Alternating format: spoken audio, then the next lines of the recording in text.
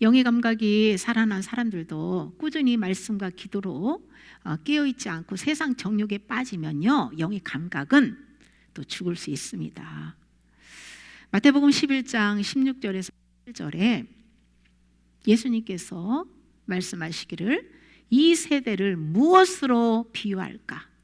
비유하건대 아이들이 장터에 앉아 제 동물을 불러 이르되 우리가 너희를 향하여 피리를 불어도 너희가 춤추지 않고 우리가 슬피 울어도 너희가 가슴을 치지 아니하였다 함과 같도다. 아멘.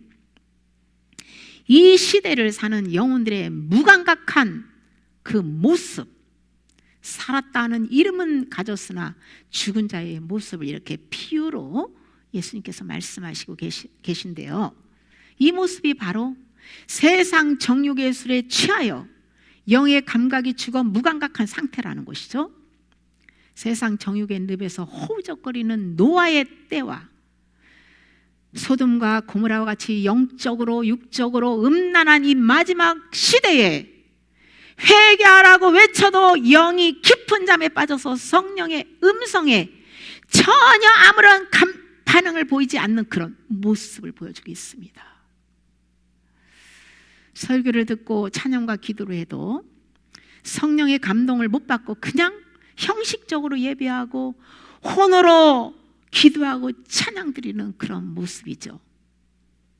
그리스도인들이 애정과 욕망에 빠져서 영이 죽어 있거나 깊은 잠에 빠져서 깨어 주님만을 의뢰하는 영혼은 그냥 깨어있는 영보다 죽은 영들이 더 많은 거예요. 한마디로 잠자는 영들이 더 많아요. 깨어있는 영들은요 많지 않습니다. 그리스도인들이 마음이 둔하게 된 원인을 성경에서는요 우상숭배라고 말씀하고 있어요. 세상 것들을 탐하여서 정욕의 살이 쪄서 영의 감각을 느끼지 못하게 되었다는 거예요. 누가복음 21장 34절에 너희는 스스로 조심하라. 그렇지 않으면 방탕함과 술 취함과 생활의 염려로 마음이 둔하여지고 뜻밖의 그날이 덫과 같이 너희에게 임하리라. 아멘. 하나님이 세상의 것들에 마음을 빼앗겨서 살 때는요 방탕하고 술 취한 것으로 보세요. 믿음이 없고 육신의 생활을 염려하게 되면 어둠을 끌어들여서 마음이 둔하게 된다는 거예요. 이 마음이. 그렇게 살다가 예수님이 도둑같이 공중으로 강림하셔서 보석 같은 신부들을 데려갈 때 땅에 남겨져서 대환란으로 들어가게 된다는 것이죠. 그 전에 지금 회개할 기회를 주실 때에 영이 둔해지지 않도록 항상 말씀 안에서 기도하고 깨어 있으라고 경고하고 있는 말씀이죠. 성경을 소리내서 충분히 먹고 방언기도로 영 청소를 하고 주님만 바라보아도 영은 잠들지 않습니다. 영의 감각이 죽어서 마음이 굳은 사람들의 특징을 보면요 에스겔 3장 7절에 이스라엘 족속은 이마가 굳고 마음이 굳어 내 말을 듣고자 아니하리니 이는 내 말을 듣고자 아니함이라. 에스겔 선지자가 하나님의 말씀을 받아서 전해도요 이스라엘 백성들이 이마가 굳고 마음이 굳은 사람들은 듣지 않는다는 거예요. 이마가 굳었다는 것이 무엇입니까? 머리의 생각 부분이 자기 생각으로 완전히 고정되어 있고요 하나님 말씀에는 꼼짝도 하지 않는 거예요.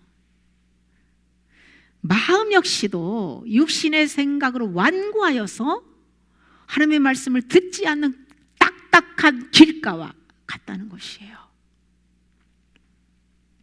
하나님께서 사무엘상 15장 23절에 거역하는 것은 점치는 죄와 같고 완고한 것은 사신 우상에게 절하는 죄와 같다라고 말씀하셨어요. 그리스도인들이 하나님의 말씀을 밥 먹듯이 거역하고 자아중심으로 살면서 매일 귀신에게 점을 치고 우상에게 절하고 산다는 것을 영으로 깨닫고 의식하는 분들이 과연 얼마나 될까요?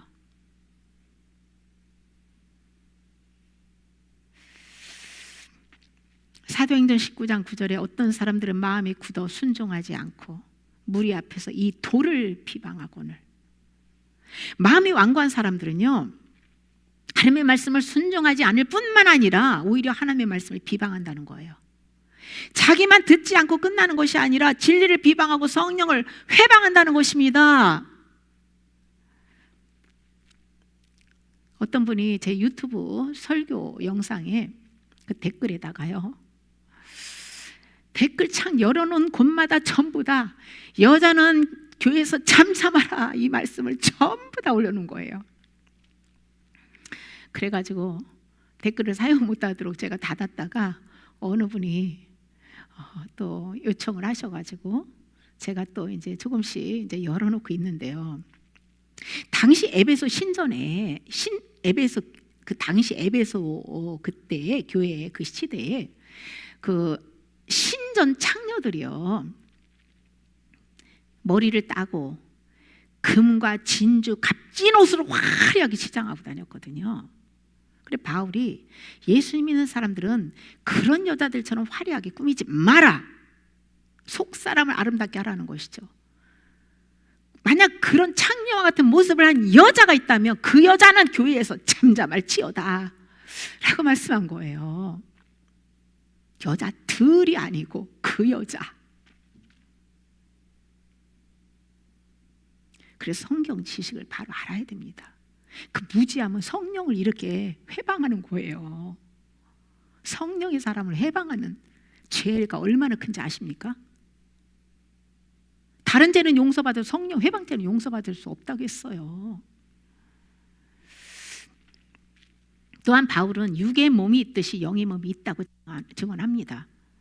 제가 육은 여자이지만 영의 몸은 성령의 기름을 받고 성령의 인도를 받는 아들이에요. 실제 성령님께 기름 부음을 받았고요. 또 꿈에서도 여러 차례 목사로서 강단에서 말씀을 전하는 참 종으로 인정받았어요. 육의 사람에게 안수받은 목사가 진짜 목사가 아니고 진짜 종이 아니고 성령으로부터 기름 부음 받은 그 목사가 진짜 참 종입니다. 하나님의 가치관과 세상의 가치관은 완전 다릅니다. 그러므로 외모로 사람을 보고 판단하지 마십시오. 에베소 4장 18절에 그들의 청명이 어두워지고 그들 가운데 있는 무지함과 그들의 마음이 굳어짐으로 말미암아 하나님의 생명에서 떠나 있도다. 무지하고 마음이 어두우니까 무지한 거예요. 그러다 보니 마음이 굳어지는 것이죠. 마음이 굳어지면 하나님의 생명에서 떠나게 된 거예요. 마음이 어두우면 내면의 죄를 볼 수가 없습니다. 깨달을 수 없습니다.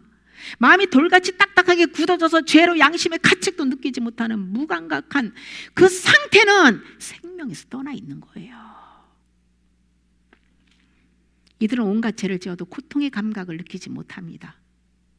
외식하는 종교인들이 마음이 완악해진 이유는 그 속이 세상 정욕의 살이 쪄가지고 영이 둔감해졌기 때문이라는 거예요. 그러면 눈은 진리를 보지 못하고 귀는 진리를 듣지 못하고 마음으로 깨닫지 못하게 된다는 거예요. 이런 현상이 죽은 그 영혼들에게 나타나고요. 또 영이 살아난 사람들에게도 세상 정욕에 빠져서 깊은 잠을 잘 때는 영의 감각이 둔해집니다. 그러나 말씀 소리내서 많이 먹고 방언기도 충분히 하면서 회개하면요 다시 깨어날 수 있어요. 영이 잠을 자거나 죽지 않게 하는 방법은 늘 깨어서 발성기도와 소리내서 성경 많이 먹고 찬양하며 성령님과 동행하는 것입니다.